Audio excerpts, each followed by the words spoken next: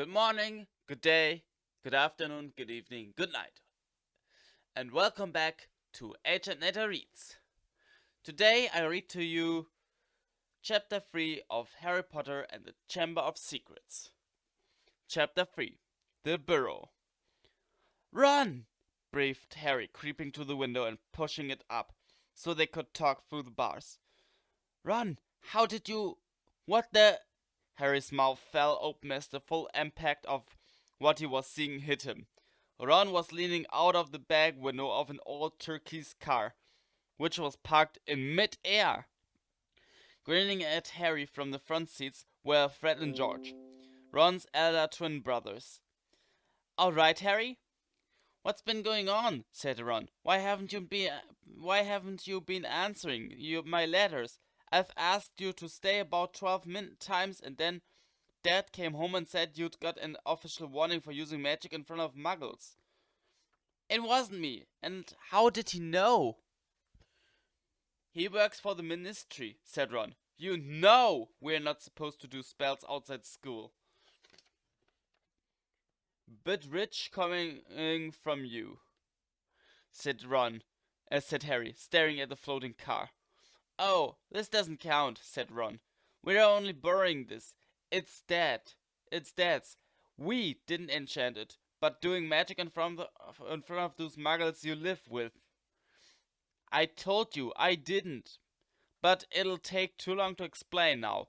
Look, can you explain to them at Hogwarts that the Dursleys have locked me up and won't let me come back, and obviously I can't magic myself out because the ministerial think that's the second spell I've done in 3 days, so..."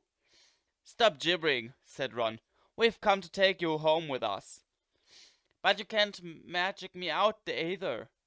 "We don't need to," said Ron, jerking his head towards the front seats and grinning. "You forgot who I've got with me." Tie that round the bars," said Fred, throwing the end of a rope to Harry. "If the Dursleys wake up, I'm dead," said Harry, as he tied the rope tightly around the bar and Fred revved up the car. "Don't worry," said Fred, "and stand back." Harry moved back into the shadows next to Hedwig, who seemed to have realized how important this was and kept still and silent. The car revved louder and louder, and suddenly, with a crunching noise, the bars were pulled clean out of the window as Fred drove straight up in the air. Harry ran back to the windows to see the bars dangling a few feet above the ground. Panting, Ron hoisted them up into the car. Harry listened anxiously, but there was no sound from the Dursleys' bedroom. When the bars were safely in the back seat with Ron, Fred reversed as close as possible to Harry's window. "Get in," Ron said. "But all my Hogwarts stuff, my wand, my broomstick." "Where is it?" "Locked in the cupboard under the stairs, and I can't get it out of this room." "No problem," said George from the front passenger seat. "Out of the way, Harry." Fred and George climbed carefully through the window into Harry's room.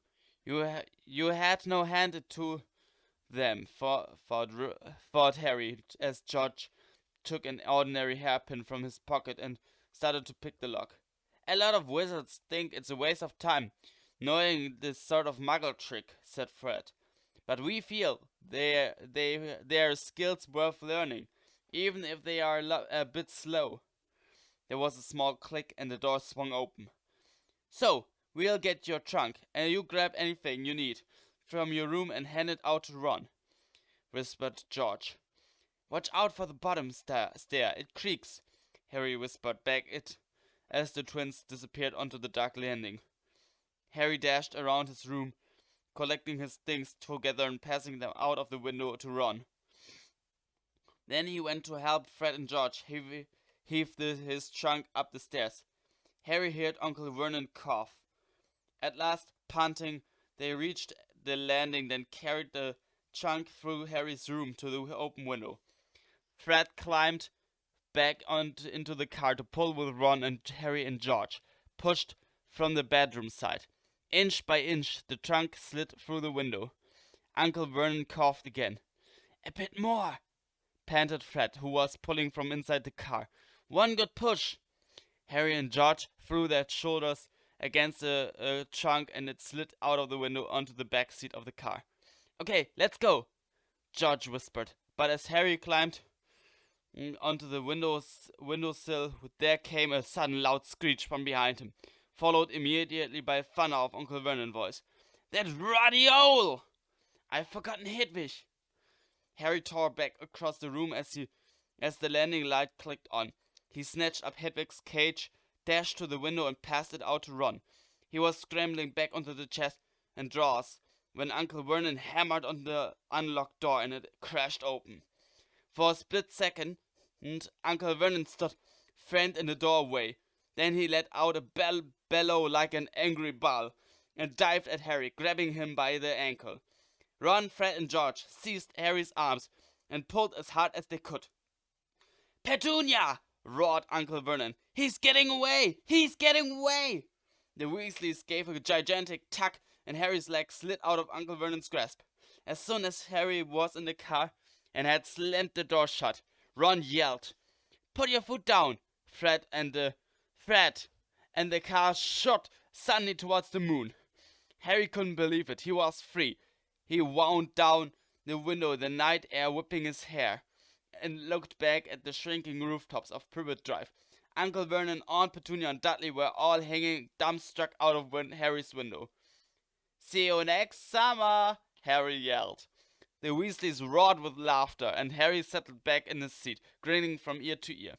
"Let Hedwig out," he told Ron. "She can't fly behind us. She hasn't had a chance to stretch her wings for ages." George handed the hairpin to Ron, and a moment later Hedwig had soared joyfully out of the window, to glide alongside them like a ghost. "So, what's the story, Harry?" said Ron impatiently. "What's been happening?" Harry told them all about Dobby, the warning he'd given Harry, and the fiasco of the violet pudding. There was a long, shocked silence when he had finished. "Very fishy," said Fred finally. "Definitely dodgy," agreed George. "So, he wouldn't even tell you who's supposed to be plotting all this stuff?" "I don't think he could," said Harry. "I told you, every time he got close to letting something slip, he started banging his head against the wall." He saw Fred and George look at each other. "What do you think, he was lying to me?" said Harry. "Well," said Fred, "put it this way. House elves have got powerful magic of their own, but they can't usually use it without their master's permission. I reckon old Dobby was sent to stop you coming back to Hogwarts. Someone's idea of a joke. Can you think of anyone at school with a grudge against you?" "Yes," said Harry and Ron together instantly. "Draco Malfoy," Harry explained. "He hates me." "Draco Malfoy?" said George, turning around. Not Lucius Malfoy's son." "Not Lucius Malfoy's son? Must be. It's not a very common name, is it?" said Harry. "Why? I've heard Dad talking about him," said George. "He was a big supporter of you-know-who." "And when you-know-who disappeared," said Fred, craning around to look at Harry, "Lucius Malfoy came back, saying he'd never meant any of it. Load of dung. Said Dad reckons he was right in you-know-who's inner circle." Harry had heard these rumors about Malfoy's family before, and they didn't surprise him at all. Draco Malfoy made Dudley Dursley look like a kind, thoughtful, and sensitive boy. "I don't know whether the Malfoys own a house elf," said Harry. "Well, whoever owns him will be an old wizarding family, and they'll be rich," said Fred. "Yeah, Mom's always wishing we had a house elf to do the ironing," said George. "But all we've got is a lousy old ghoul in the attic and gnomes all over the garden. House elves come with big old manors and castles and places like that. You know, like that. You wouldn't catch one in our house."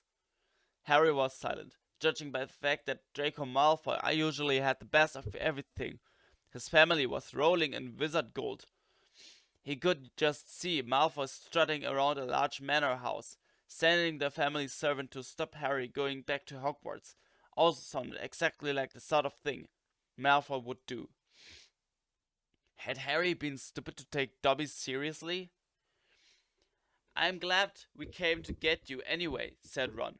"I was getting really worried when you didn't answer any of my letters. I thought it was Errol's fault at first." "Who's Errol?" "Oh, he's ancient. It wouldn't be the first time he'd collapsed on a delivery. So then I tried to borrow Hermes." "Who?" "The old mom and dad bought Percy when he was made a prefect," said Fred from the front. "But Percy wouldn't lend him to me," said Ron. "Said he needed him." "Percy's been acting very oddly this summer," said George, frowning. "And he has been sending a lot of letters and spending a load of time shut up in his room. I mean, there's only so many times you can polish a prefect badge." "You're driving too far west, Fred," he added, pointing at a compass on the dashboard. Fred twiddled the steering wheel. "So, does your dad know you've got the car?" said Harry, guessing the answer. No," said Ron. "He had to work tonight. Hopefully we'll be able to get it back in the garage without Mom noticing we flew it." "What does your dad do at the Ministry of Magic anyway?" "He works in the most boring department," said Ron. "The misuse of Muggle artifacts office." "The what?" "It's all to do with bewitching things that are Muggles made, you know. In any case, in case they end up back in the Muggle shop or house. Like last year, some old witch died and her tea set was sold to an antiques shop. This Muggle woman bought it, took it home, and tried to serve her friends tea in it. It was a nightmare. Dad was working overtime for weeks." "What happened?" "The teapot went berserk and squirted boiling tea all over the place, and one man ended up in hospital with the sugar tongs clamped to his nose." Dad was going frantic. "It's only him and an old warlock called Perkins in the office. They had to do memory charms and all sorts to cover it up." "But your dad? This car?" Fred laughed. "Yeah, Dad's mad about everything to do with muggles. All shed's full of muggle stuff. He takes it apart, puts spells on it, and puts it back together again. If he raided our house, he'd have to put himself straight under arrest. It drives Mom mad." "That's the main road," said George, peering down through the windscreen. "We'll be there in 10 minutes, just as well. It's getting light." A faint pinkish glow was visible along the horizon to the east. Fred brought the car lower and Harry saw a dark patchwork of fields and chimps of trees. "We're a little way outside the village," said George. "Audrey sank catchpole." Lower and lower went the flying car. The edge of a brilliant red sun was now gleaming through the trees. "Touchdown," said Fred as with a slight bump they hit the ground. They had landed next to a tumble-down garage in a small yard, and Harry looked out for the first time at Ron's house. It looked as though it had once been a large stone pigsty, but extra rooms had been added here and there until it was several stories high, and so crooked it looked as though it was held up by magic, which Harry reminded himself it probably was. 4 or 5 chimneys were perched on top of the red roof. A lopsided sign stuck in the ground near the entrance read, "The Burrow." Round the front door lay a jumble of Wellington boots and a very rusty cauldron. Several fat brown chickens were pecking their way around the yard. "It's not much," said Ron. "It's brilliant," said Harry happily, thinking of Privet Drive. They got out of the car. "Now we'll go upstairs really quietly," said Fred, "and wait for Mom to call us for breakfast. Then Ron, you come bounding downstairs, going, 'Mom, look who turned up in the night.' And she'll be all pleased to see Harry, and no one need to ever know we flew the car." Right, said Ron. Come on, Harry, I sleep at the... Ron had gone a nasty greenish color. His eyes fixed on the house. The other three wheeled around. Mrs. Weasley was marching across the yard, scattering chickens, and for a short, plump, kind-faced woman, it was remarkable how much she looked like a saber-toothed tiger. Ah! Said Fred. Oh dear, said George. Mrs. Weasley came to a halt in front of them, her hands on her hips, staring from one guilty face to the next. She was wearing a flowered apron, uh, with a wand sticking out of the pocket. So, she said. Morning, Mom, said George in what he clearly thought was a jaunty, winning voice. Have you any idea how worried I've been? Said Mrs. Weasley in a deadly whisper. No, wait. Morning, Mom, said George in what he clearly thought was a jaunty, winning voice. Have you any idea how worried I've been? Said Mrs. Weasley in a deadly whisper. Sorry, Mom, but see, we had to. All three of Mrs. Weasley's sons were taller than she was, but they cowered as her rage broke over them. Bed's empty, no note, car gone, could have crashed, out of my mind with worry. Did you care? Never as long as I've lived. You wait until your father gets home. We never had trouble like this from Bill or Charlie or Percy. Perfect, Percy, muttered Fred. You could do with taking a leaf out of Percy's book, yelled Mrs. Weasley, prodding a finger in Fred's chest. You could have died. You could have been seen. You could have lost your father his job. It seemed to go on for hours. Mrs. Weasley had shouted herself hoarse before she turned on Harry, who backed away. I'm very pleased to see you, Harry dear, she said. Come in and have some breakfast. She turned and walked back into the house, and Harry, after a nervous glance at Ron, who nodded encouragingly, followed her. The kitchen was small and rather cramped. There was a scrubbed wooden table and chairs in the middle, and Harry sat down on the edge of his seat, looking around. He had never been in a wizard house before. The clock on the wall opposite him had only one hand and no numbers at all. Written around the edge were things like time to make tea, time to feed the chickens, and you're late. Books were stacked 3 deep on the mantelpiece. Books with titles like Charm Your Own Cheese, Enchantment in Baking, and 1-minute feasts. It's magic, and unless Harry's ears were deceiving him, the old radio next to the sink had just announced that coming up was Witching Hour, with the popular singing sorceress Celestina Warbeck. Mrs. Weasley was clattering around, cooking breakfast a little haphazardly, throwing dirty looks at her sons as she threw sausages into the frying pan. Every now and then she muttered things like, "Don't know what you were thinking of," and "never would have believed it." I don't blame you.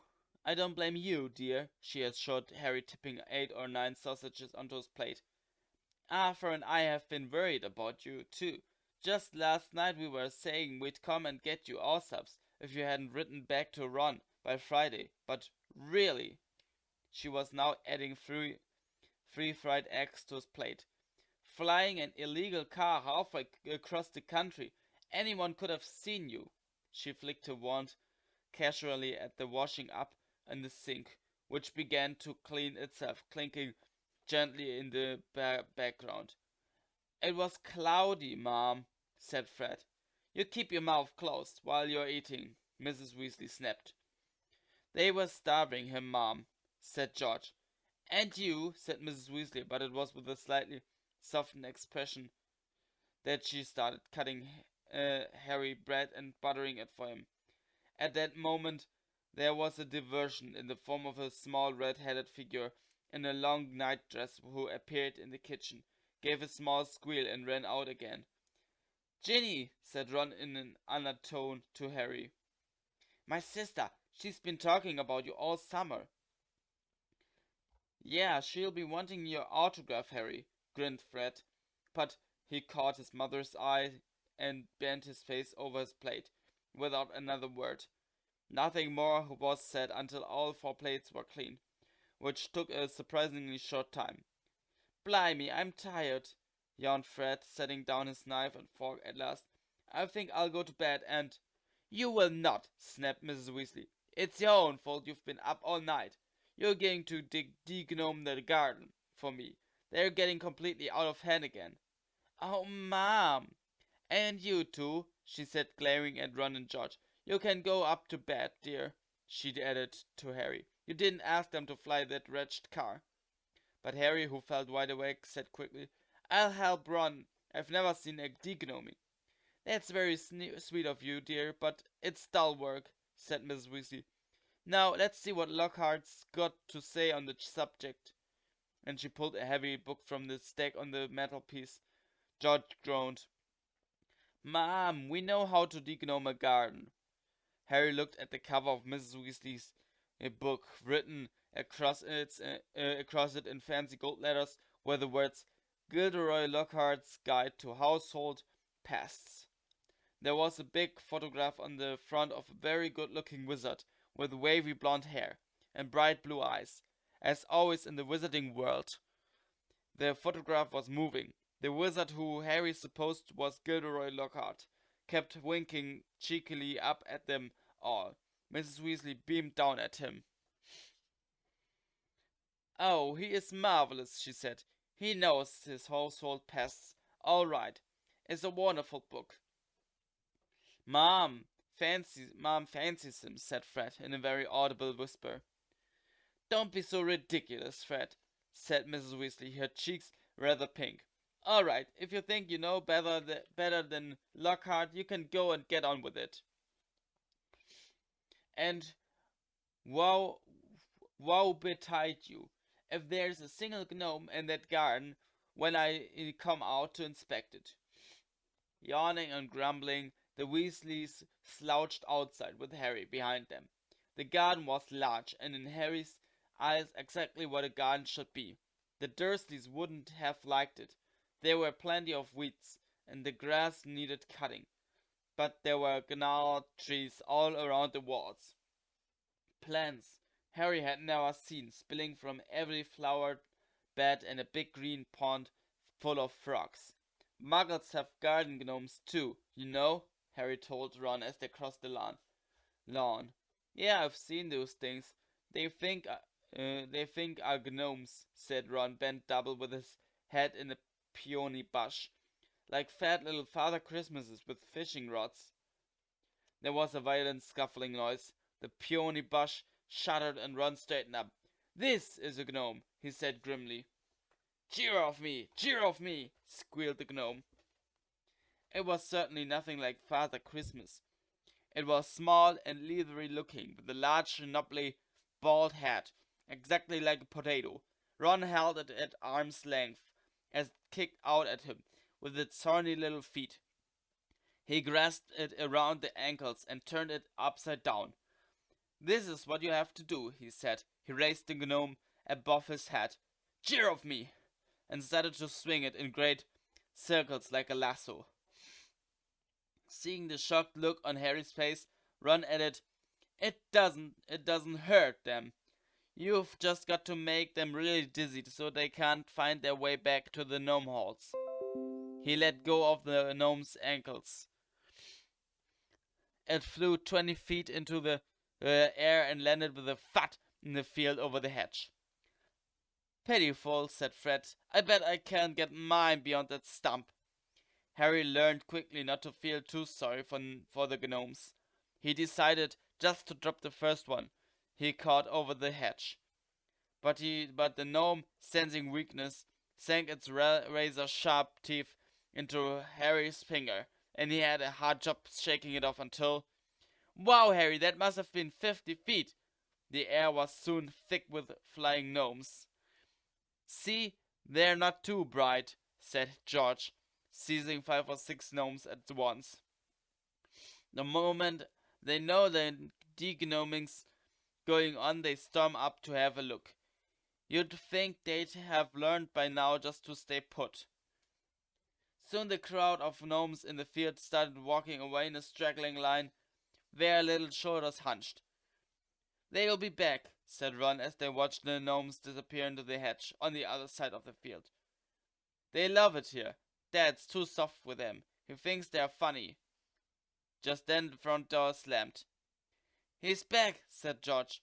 "Dad's home." They hurried through the garden and back into the house. Mrs. Weasley was slumped in the kitchen chair with his glasses off and his eyes closed. He was a thin man, going bald, but the little hair he had was as red as any of his children's. He was wearing long green robes, which were dusty and travel-worn. "What a night," he mumbled, groping for the teapot as they all sat down around him. 9 raids. 9, and old Mondogus Fletcher tried to put a hex on me when I had my back turned. Mr. Weasley took a long gulp of the tea and sighed. "Find anything, Dad?" said Fred eagerly. "All I got were a few shrinking door keys and a biting kettle," yawned Mr. Weasley. "There was some pretty nasty stuff that wasn't my department, though. Maud Lake was taken away for questioning about some extremely odd ferrets. But that's the Committee on Experimental Charms. Thank goodness." "Why would anyone bother making door keys shrink?" said George. "Just muggle baiting," sighed Mr. Weasley. "Sell them a key that keeps shrinking to nothing, so they can never find it when they need it. Of course, it's very hard to convict anyone because no muggle would admit their key keeps shrinking. They'll insist they just keep losing it. Bless them, they'll go to any lengths to ignore magic, even if it's staring them in the face. But the things our lot have taken to enchanting, you wouldn't believe. Like cars, for instance." Mrs. Weasley had appeared holding a long poker like a sword. Mr. Weasley's eyes jerked open. He stared guiltily at his wife. "Cars? Molly, dear." "Yes, Arthur, cars," said Mrs. Weasley, her eyes flashing. "Imagine a wizard buying a rusty old car and telling his wife all he wanted to do with it was take it apart to see how it worked, while really he was enchanting it to make it fly." Mr. Weasley blinked. "Well, dear, I think you'll find that he would be quite the law to do that he would be quite within the law to do that, even if he maybe would have done better to tell his wife the truth. There's a loophole in the law, you'll find. As long as he wasn't intending to fly the car, the fact that the car could fly wouldn't." "Arthur Weasley, you made sure there was a loophole when you wrote that law," shouted Mrs. Weasley, "just so you could carry on tinkering with all that muggle rubbish in your shed. And for your information, Harry arrived this morning in the car. You weren't intending to fly." "Harry?" said Mr. Weasley blankly. "Harry who?" He looked around, saw Harry and jumped. "Good Lord, is it Harry Potter? Very pleased to meet you. Ron's told us so much about." "Your sons flew that car to Harry's house and back last night," shouted Mrs. Weasley. "What have you got to say about that, huh?" "Did you really?" said Mr. Weasley eagerly. "Did it go all right? I mean," he faltered as sparks flew from Mrs. Weasley's eyes. That was very wrong, boys. Very wrong indeed." "Let's leave them to it," Ron muttered to Harry as Mrs. Weasley sweat like a bullfrog. "Come on, I'll show you my bedroom." They slipped out of the kitchen and down a narrow passageway to an uneven staircase which zigzagged its way up through the house. On the third landing, a door stood ajar. Harry just caught sight of a pair of bright brown eyes staring at him before it closed with a snap. "Ginny," said Ron, "you don't know how weird it is for her to be this shy. She never shuts up normally." They climbed 2 more flights until they reached a door with peeling paint and a small plaque on it saying Ronald's room. Harry stepped in, his head almost touching the sloping ceiling, and blinked. It was like walking into a furnace. Nearly everything in Ron's room seemed to be a violent shade of orange. The bed spread, the walls, even the ceiling. Then Harry realized that Ron had covered nearly every inch of the shabby wallpaper with posters of the same 7 witches and wizards, all wearing bright orange robes, carrying broomsticks and waving energetically. Your Quidditch team? Said Ron. The Chudley Cannons, said Ron, pointing at the orange bedspread, which was emblazoned with 2 giant black C's and a spreading cannonball. Ninth in the league. Ron's school spellbooks were stacked untidily in a corner, next to a pile of comics which all seemed to feature the adventures of Martin Mix, the Mad Muggle. Ron's magic wand was lying on top of a fish tank, full of frog spawn on the window sill, next to a fat grey rat, Scabbers, who was snoozing in a patch of sun. Harry stepped over a pack of self-shuffling playing cards on the floor and looked out of the tiny window. In the field far below he could see a gang of gnomes sneaking one by one back through the Weasley's hedge. Then he turned to look at Ron, who was watching him almost nervously, as though waiting for his opinion. It's a bit small, said Ron quickly. Not like that room you had with the muggles, and I'm right underneath the ghoul, in the attic. He is always banging on the pipes and groaning. But Harry, grinning widely, said, This is the best house I've ever been in. Ron's ears went pink. This was chapter 3 of Harry Potter and the Chamber of Secrets. Next time I read to you chapter 4. But till then I say, see ya!